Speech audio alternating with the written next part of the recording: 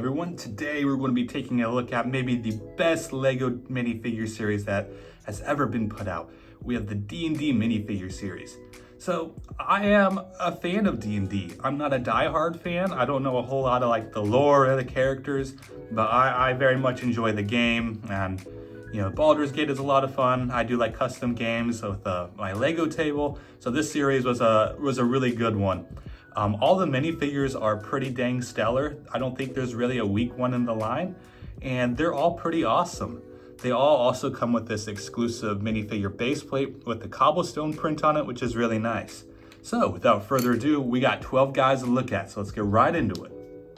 So first up, we have the Dwarf Barbarian. What I really like about this minifigure is the accessory. It has a new axe piece here. So this is a two-piece thing. It has the bar, and then the axe head will come off too. It also comes with just a standard torch. You know, there's nothing special about this thing. But we can also see here the nice arm printing has the fur and the patches, and it's dual molded as well. You can kind of see it's black and then the dark tan. The torso here also has really nice printing with a lot of the belt and has a nice little axe medallion there. On the back, you can see it has the war horn print, which is really neat. And then also the midi legs, so it's shorter than the regular ones, but can actually bend down and, you know, a little bit of articulation, which is really nice. It has the, you know, fur here that we've seen quite a few times now in Lego. We've seen them in like the Marvel sets. And then the face, if we take the hair off, we can see the alternate face looking much more angry like a barbarian, but the set actually does come with an alternate head altogether. So this is a female head on the bottom, but the alternate head is a male. So you can see that one, he's looking real smiley, and then a more grimace looking face there. So a really neat minifigure. Next up, we have the Gith Warlock. And again, I think the best part about this minifigure is definitely the accessory here with the sorcerer's staff with the eyeball on it. So this is a pretty neat minifigure. I didn't know that Gith Yankee could be yellow skin, but I looked up some pictures and they're not just green. So I thought that, you know, I wasn't a huge fan of the yellow, but at least it's lore accurate. Again, I'm not like the biggest D&D fan or know all the lore. I'm more new to the world, but I'm very much liking these minifigures. So this guy, again, has this really cool staff with the eyeball on it. It's just like this standard, you know, kind of dome we've seen for a while, and it's like the Technic insert there. We put that on top. He's also got a new knife mold here. At least new to me. I don't believe I've seen this anywhere else. So that's a pretty cool one right there. He has some nice little shoulder armor here going around. On the back, you can see some of the potions and the keys he has. And then while also on the side, we can see that he's got the dual molded legs, which is always nice to see. On the front, you can see some more of the various print details. I'll remove his accessories here. You can see like the amulet and more potions and sacks. It's a very neat minifigure. He's got an exclusive head mold or a hair mold there. You can see his pointed ears and just kind of the ponytail. And if we take this off, we can see the alternate head there. He's kind of smirking. You see his face print there a little bit better with the, you know, what are those, the freckles, tattoos? I'm not quite sure, but you know, the skin markings. And again, like the dwarf, he's got some really neat alternate head there to make a male into a female. I think this is one of the best parts about the LEGO D&D minifigure series, that like D&D, you can create your own characters. So you can make male, female versions, or swap the parts around to make your own custom character. I think that's really, really cool. Next up, we have the Tling Sorcerer, which is the first of many minifigures in this line that gives us like a little animal companion. So this guy actually is my favorite minifigure in the D&D minifigure series. This guy is really, really cool, but I played as a tiefling in Baldur's Gate. I did a tiefling bard, so I really like this minifigure, and I might like, you know, take him part him out to make my guy from Baldur's Gate. So this guy is really, really cool. It has this really neat blast effect piece, piercing arrows. Take that off. We can see the really nice horn hair piece there that the tieflings have. She's wearing all purple garb. Very nice printing all around. So there you can see the arm printing and the dual molded legs. And then she actually does have a separate, different print for the other arm as well, which is pretty neat. Here you can see the baby dragon, which is really, really cool. I really like this mold a lot. It's a nice little accessory to give the tiefling. On the back here, we can see some of the back printing and then the tail here that comes off of the tiefling. If we take the hair off, we can see the alternate face of the tiefling looking pretty angry compared to on the front, which is, you know, pretty smiley.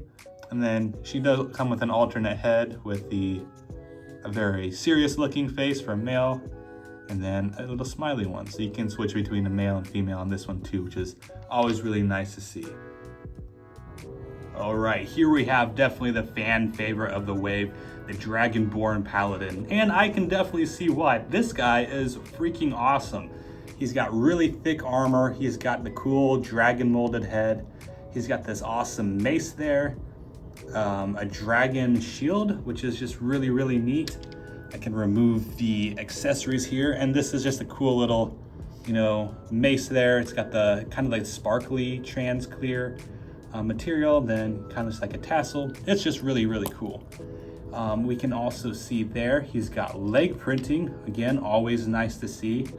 The head there is not a new mold. We've seen this head before, and including in the other D&D set, but it also has the molded horns there as well.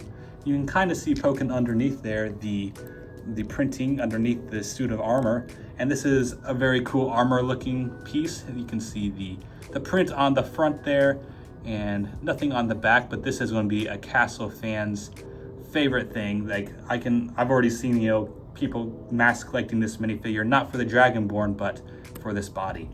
So if we take that off, it's got really nice printing underneath the plate of armor that you'll almost never see because you probably have the displaying the armor. But you can see he's got the necklace and the jewel, the tabard coming down, and then also you can see the arm printing there. Ooh, if it'll focus, there we go. You can see the arm printing there. And on the back, he's even got back printing, and you can see like a little potion on there. So this isn't my favorite minifigure from the line, but gosh dang, this one's cool, and I can understand why, you know, a lot of people are saying that this is the best minifigure from the Lego D&D set. He is just an amazing minifigure. Next up, we have the Halfling Druid, which is a minifigure that totally embraces nature. So his staff here, right off the bat, you can see he's got the leaves and all that, a nature-oriented staff. If we remove that, we can see his torso a little bit better. He's got a lot going on with the animal teeth and the feathers and the pouches and the straps. It's a very neat minifigure. He's got dual molded short little legs here, so they don't bend like the dwarf, but still nice to see dual molded on that. He's got a little bird companion here, which is exclusive to this minifigure. We've seen this mold quite a few times, but not with this print and color combo. He's also got a really nice hood piece here with the deer horns on it.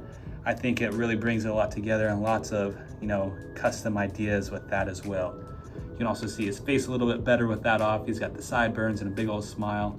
Turn that around, he's just got a little slightly less smile. So not a whole lot different there. And we can also see his cloak here a little bit better, his cape. He's got it's like leafy, it's jagged, which is pretty neat. If we flip that up, oops. Actually, you know, I'll just take the head off. That might be a little bit easier. We see the back printing on that too, very well done. And then the cape itself, you can see, is actually got two colors on it, green and brown, which is really cool to see when they do that for double colored capes. The Druid does also come with an alternate head to make it a female version. So you can see here the female head is kind of like grimacing a little bit, and then a winky smiley face right there. So nice looking face. Next up we have the Arackra Ranger, and this guy is another one of my favorites. He's just really, really cool looking. This is like the eagle bird race in D&D. He also has a little dog buddy in that puppy mold, which is really cool. I don't know if that has any significance to the character or class of Ranger, but it's a nice little addition. But the Ranger himself has this really cool eagle head here.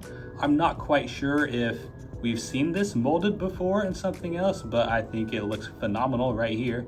He's also got the kind of like hinged or back set legs there, and we have seen these molded before in various different minifigures, but works great for bird legs. The torso looks really good, molded in that dark orange. You see all the different like straps and the belt. He's got the little patch there for holding his cloak back, and then also the wings are very impressive on this minifigure. I want to remove the dog there because he's just sitting. If I take the wings off, you can see he does have really nice back printing as well. And he also comes with this dark tan bow and arrow piece. And it's also a new molded bow and arrow piece. Again, I'm not sure if we've seen that before in like Ninjago or something, but it's new to me and it looks very cool. A lot different, or a lot better than like the standard bow and arrow pieces that we've gotten from Lego Castle sets for generations now. Next up, we have another one of the standout minifigures from the wave, the Mind Flayer. This guy, you know, doesn't actually come with any accessories besides his little brain buddy here. He's just like the, oh man, what's his name in Baldur's Gate? Like Me or something. It's a very neat looking mold here. Just a single piece, but looks like a little brain with legs, which is really cool. The Mind Flayer himself is kind of bland, but like captures him perfectly. He's got this really good head there with his, he's looking very grotesque, very squid-like. You can see some of the arm printing there. If we remove the head, we can see some of the torso prints a little bit better. You can see some of his armor and some of the cloak work there. We flip that around, we can see some of that as well on the back. So while being one of the more boring and mundane minifigures, I think also is a standout one. And I know he's incredibly popular with collectors right now just because the Mind Flayers are very important to D&D lore. Next up, we have Strad Von Zro. So this guy's pretty neat. He's the vampire of the D&D universe. Again, not super familiar with the lore. If this is a specific character or villain, I'm sure he is, but he's unfamiliar to me, unfortunately. But he looks very neat, very nice looking minifigure there. He's got a lot going on in the torso and leg prints there. Lots of armor and strappings. I like how the fur here kind of goes into his cloak. He comes with a really cool sword, which I think we've seen in the Lord of the Rings reboot here, and then just a standard cup there, as I'm sure he's drinking his blood. He also comes with this black rat, which is really cool. I really like that one. Probably his familiar or alternate form. His face here is neat. He's got the little, you know, vampire fangs, very angry looking. Then also he's got a smiley on the back of his head there. If we flip that up, we can see his back printing, which is, it looks a little jarring there with the, you can clearly see that the torso is molded in red, and he's just got, you know, kind of the blue cape there. But also, not surprisingly, because it seems like every minifigure in this series, he's got dual molded legs with the dark orange and dark brown. So a very cool looking minifigure. He's got also, I'm kind of messing up his cloak there. He's got dual molded and dual printed arms on there. So very nice minifigure, well put together. Next up, we have the Elf Bard. And again, I'm going to be sounding like a broken record. This is a pretty neat minifigure. I think all of these guys are awesome. Maybe one of the best Lego minifigure series ever released, because they just don't really miss. And this guy's no exception. So he's one of the more, you know, mundane minifigures, but they capture the Bard perfectly. He's got the nice little lute here. He's got the golden sword right there. If I take these off, you can see his printing a little bit better there. So I knock over the whole thing. So you can see kind of like the reflective gold on his torso print there. He's got, you know, his little sacks and pouches. He's got the magenta molded hands and then a scarf as well. Remove the flip on the back, you can see some of the back printing, including the dual molded legs. That's something you see quite often in this minifigure series. Always lovely to see. He's got an exclusive hair combo there with his ears poking out. If we remove the head, we can see his face a little bit better, and then his singing voice, or singing face. So you can see him singing his bard anthems. And like some of the other minifigures, he does have an alternate head here, a female version with the female singing, and then happy one. So I think, again, this is some of the coolest little gimmicks that we've seen in a LEGO minifigures series. And the Bard is a really cool minifigure. Next up, we have the Lady of Pain.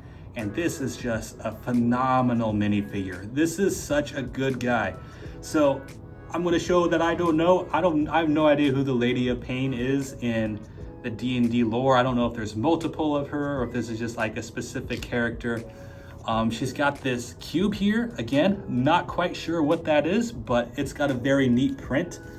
You can kind of see that right there. It's like, looks like a mountain or fire, some sort of compass or box. I don't know. Tell me in the comments if you know exactly what that is. But you can see here the printing on the torso, which is just super elaborate. You can see he's kind of got the reflective gold there and the different layering. This is just a very, very well done minifigure. It's got this spectacular helmet piece there, because if we take this off, you can see it's just got a solid black head there, no face underneath, which I have a feeling is lore accurate. But that's just a phenomenal looking head piece there. Like a mask, kind of looks like it's a bronze or something. Very cool looking. She also has this awesome cape piece here, and if I remove that, you can see all the different cool little prints that she has on her dress here and torso piece. She also came with this trans circular 2x2 brick. She's floating, I guess. So again, one of the coolest minifigures from this line. Next up, we have Zaz Tam, and this is a really cool guy as well. Again, sounding like a broken record. So this guy, I do actually recognize from the D&D lore. He's pretty neat. He's one of the red wizards, the evil ones. I'm probably gonna get roasted in the comments about their specific title, but I recognize that from the movie. He's really, really neat looking. He's got the trans red skeleton head here, and then a fire blast effect piece that we've seen in different superhero line. So this actually does fire if you push down on it, which is a neat little play feature. He's got a really nice head print there. You can see the skeleton, and then also just some of the ritualistic tattoos or markings there. You see his skeleton torso poking through his red robes there. And then he also has a two-piece cloth cape here, one for the neck piece and then just the cape itself. If I flip that up, you can see some of his printing. This is much more simple than we've seen on other minifigures in this series, but you know, good nonetheless. It doesn't really need to be fancy. He just kind of has like one of those neck braces and then some printing on his robe there. So a very neat minifigure. And last but not least, we have Tasha the Witch Queen. Again, this is lost on me if this is a specific character from the D&D lore. And then honestly is probably my least favorite minifigure from the line. It's not bad by any means, not at all, but I think is just the least interesting in my opinion. But nonetheless, she has this cool little pot here. It's just, you know, the standard pot that we've seen hundreds of times in LEGO, but it's got a nice little pink flame coming out of it. It just rests in there, it's not attached to anything. Ooh, knock the camera around. She's also got a book here, which does open up. And you can see she's got like a scroll or spell there, probably like Vicious Mockery or something. If we remove this, we can see her prints a little bit better. And she has a lot going on her prints, a lot more than I would have expected. Lots of belts and strappings. She's got like, you know, leg knives here or something. She also has a new molded head here, or helmet, hat, hair combo, whatever you want to call it. So very neat as well. You see that's very elaborate, dual molded and the orange and gray. You see her face a little bit better as well. On the side, you can see her arm printing. Again, strappings and the like. We get it to focus. She also has dual molded legs. We see that a lot. And then alternate head there. You can see a very she's laughing pretty hard there, you know, definitely leaning towards, I'm pretty sure that this is, you know, the Vicious Mockery spell from when I remember playing Baldur's Gate. But yeah, probably my least favorite minifigure from the line, but that's not saying it's bad at all because this is still a phenomenal minifigure. All right, that about wraps everything up. What are your favorite minifigures from the line? I really like the Tiefling here, the Dragon Paladin, and the Lady of Pain. I think those are my favorite from from the line here. But I'd like to know what yours are too, because I think I've been seeing online, a lot of people like, I think the Paladin and the, whatchamacallit right here are the standouts for most people, but everyone really likes all of them. So who are your favorites? And what do you think is the weakest one on the line? Because I don't really think there is a weak one. Maybe the Gith Warlock or Tasha the witch there, but I think they're all still very solid. But I'll see you all next time.